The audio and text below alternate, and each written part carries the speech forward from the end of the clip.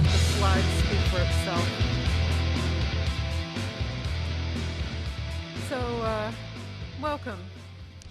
And thank you to our teammates from Huntsville here, TRADOC and IMC and all the rest of the Army. It is a family, and it's all about our soldier. I think when we look at what's been presented thus far and what's coming and all of the displays that you'll have an opportunity to walk through, it should you think about what is in the future and all the turmoil. It should reset you, as these slides and what I thought was an awesome presentation by General Vi, to what we really care about, our soldier. Our partnership within the Army to execute and modernize, as well as field and sustain, is being sorely tested on all fronts. And since today it seems to be showing our successes and displaying all our activities going on, you should sense that diversity. And I think, as I mentioned, General Vi did a great job of showing what our team needs to do and focus in terms of the readiness because of what's been going on. And I'm going to try to focus on issues based on that. Given the political reality that we're inside with the Army, with such turmoil and diversity and being spread everywhere, we really have to figure out how to internally and externally communicate the Army story. It's very challenging given how much time we are spending in actual action overseas to take the central headquarters and the rest of the team with TRADOC and all the different functions and get a good story together to show the rest of the world that, yes, not only have we been successful overseas, we have a plan for the future as we try to downsize and streamline, which we must do, and address our future. As we get spread further, we have to think about how to become more efficient and effective. It's not just better buying power, which is an excellent means of talking about what real reform is about, which is continuous process improvement. It's through understanding what we're doing and understanding it personally at every level within the Army and within its community of support, which you are. Army senior leaders are being asked to do more with less. And when that happens, and you're asked also to provide increased capability because of the threat, and take care of your soldiers and your equipment as we look at returning forces and deploying forces, we need to think about how that takes a load off the soldiers. We talk about the turmoil, and we need to broadcast how we're going to address it successfully. No small part, my son, he's 22, he's looking at joining the service. In fact, I think he's going to MEPS this weekend. I want to make sure that he knows that people such as yourselves, such as I, care about how we're going to make that happen, and that he has the confidence that what he's doing, he can do, and that people have thought about all of those aspects of protecting him and preserving his mission. 30 years ago, Goldwater-Nichols was implemented. Trouble is, if you read the report, Goldwater-Nichols was not implemented the way it was written. And in such, people have, over the years, especially in the 1990s, where they reduced something close to 75% of the total acquisition workforce, and you can take that to any other functional area, TRADOC, removed ORSAs, you'll see that they took the dividends but didn't address the fundamental issue of people and how do we operate and how do we think about what we need to do. They focused on areas and made some very good and useful improvements, but when it was not implemented correctly, inefficiencies occurred. And as a result, when things went wrong, additional burdensome checks and balances were created. And those policies and regulations that resulted have caused us to be a very burdened organization. And many times people misconstrue bureaucracy with what is the fundamental issue, which is bandwidth. If you retain all the transactions and all the responsibilities that have been imposed because of some problems and don't take materiality and risk into your factor when you're assessing how to take your programs or your elements of business right down through readiness into account, you've got a very few number of people trying to do everything all at once, i.e., if everything's a priority, nothing's a priority. It's very important that our chief said he wanted readiness. It translates back into the very fundamental beginnings of a program. We have core competencies that are very spread thin. And General Vi and I are talking about how do we make sure we align those responsibilities. They know sustainment well. Our program managers, our development centers know development well.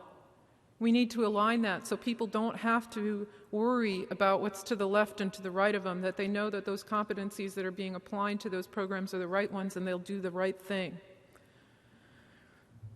So when we look at the future, we need to think about how can we get together with Congress, with acquisition, with OSD, with all of the stakeholders, and look at how we create a less risk-averse approach to doing our business. Not just acquisition, but our business. Experience tells. When you add the complexity of what our current organization is, we have to build in experience fast, because that's how you know how to accommodate risk. We have a lot of challenges, most of which are related to trying to get the organization to take on its future and feel confident about it. So how do we address risk? Well, I've mentioned total life cycle management. We're looking at internally, how do we make sure that the people with the right competency sets are held accountable and have the authorities commensurate with that accountability to perform their duties?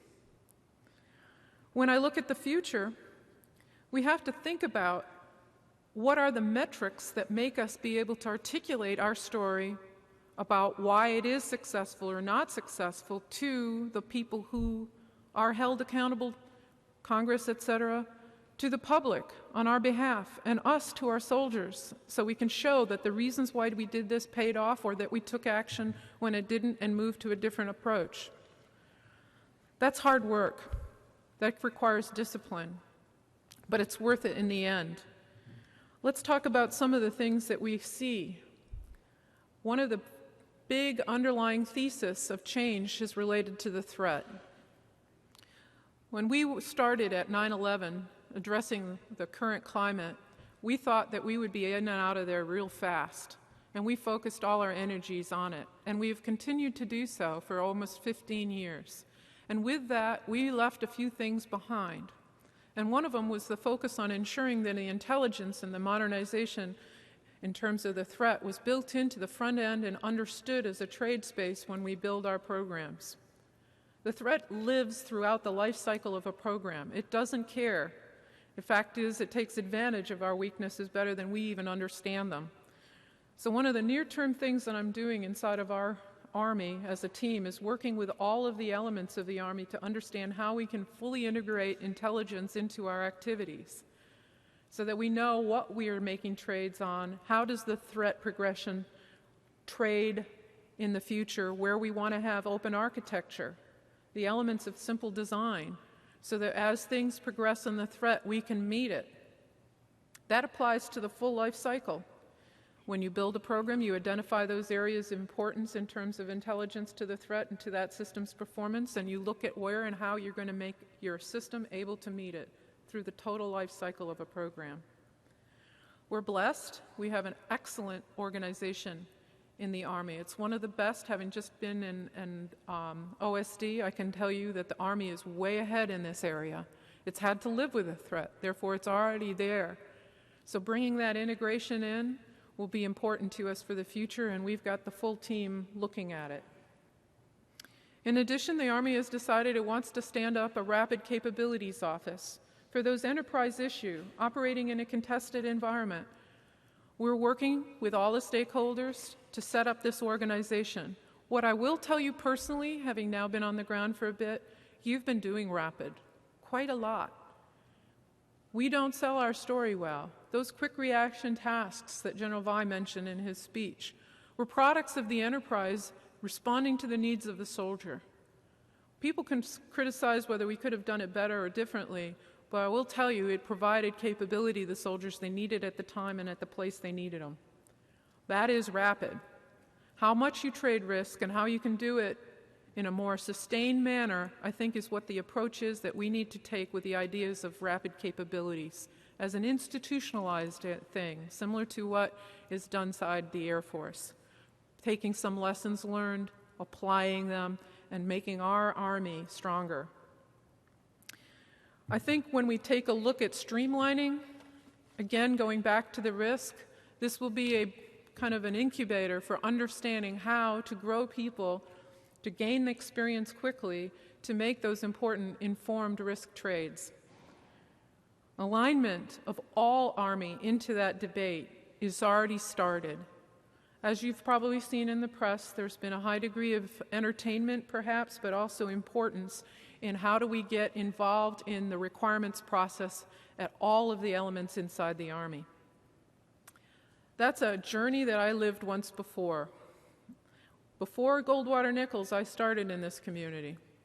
And I can tell you the personal interest of the chief or the CNO, whoever is the lead in the military organization, their personal interest translates to the very lowest level and provides that guidance and that campaign plan, if you would, to make everybody understand what the wants and needs and the outcomes desired are for our forces. We are on a journey. We have some tough challenges and issues in front of us. Not only is the money going down, so as Winston Churchill said, well, we've run out of money, so therefore we have to think. We have a bunch of people who really are the right people to do this business. They've been doing it. We need to share that internally and externally. And we need to galvanize towards a common goal, trying to make sure that the efficiency and the effectivity that we have demonstrated in many pockets of excellence in the Army is treated by the Army as a whole as a means to achieve the outcomes that we need in our future. I know you, all of you as a team, have already been engaged in this, so I'm probably telling you nothing new. But I'm looking forward to helping you get there. I'm looking forward to helping AMC, TRADOC, the G8, the ABO, every stakeholder in the entire Army as a team to get together, roll up our sleeves, and face our future hands-on. And so I endorse activities like this wholeheartedly. I love engaging with industry. I think it's the backbone of what we do. I want to understand how the Army operates. It's very much like home for me. I spent 27 years working for the Marine Corps. Land combat is my thing. And I hope and wish that all of you find a way to communicate what you think is good ideas for the Army. We need them. Thank you.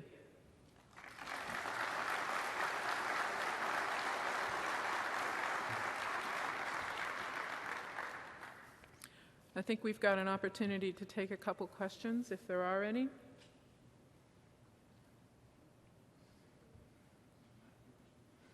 Normally I wander around on this stage. I like to move when I talk, so this is a little awkward for me. I'm having to hold on to the podium here so I don't maneuver around, being ADD.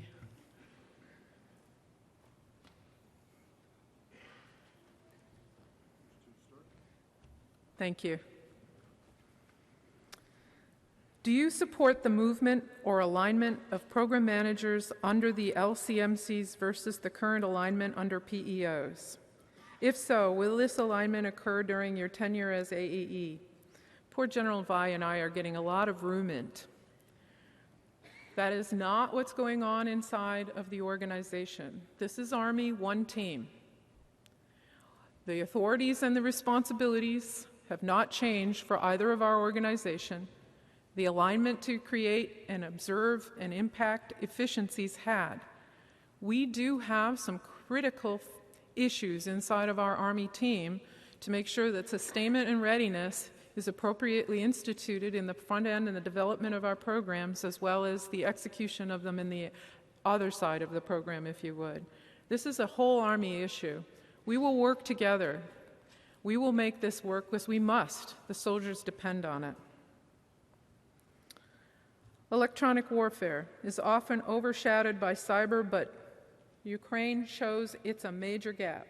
How can we improve network resilience and accelerate offensive jamming that won't enter service until 2023? Actually, that's not accurate. We're heavily involved in part of the RCO activities that are being developed and inside of our labs and inside of our shops working on electronic warfare, electronic protection, survivability. And you will see some of these efforts being very carefully positioned and protected because of what we have for concerns about people being able to see very clearly what we're doing, and it's a vulnerability to just understand it. So as we think and talk vocally about things, remember, there's people listening.